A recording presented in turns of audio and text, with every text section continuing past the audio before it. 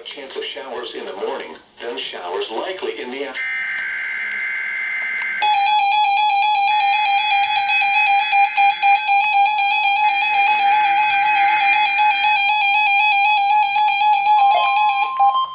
What the?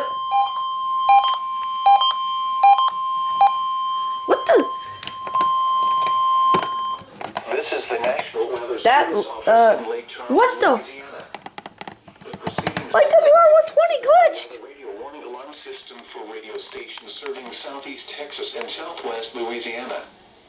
During potentially dangerous weather situations, that didn't even activate. the alarm tones you just heard Weird. will be activated and immediately followed. And that glitched out. About the impending hazard.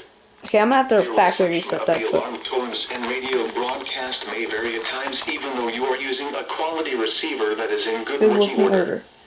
This test is normally conducted each Wednesday morning around 11 a.m., but will be rescheduled for the next available fair weather day In the event of hazardous weather.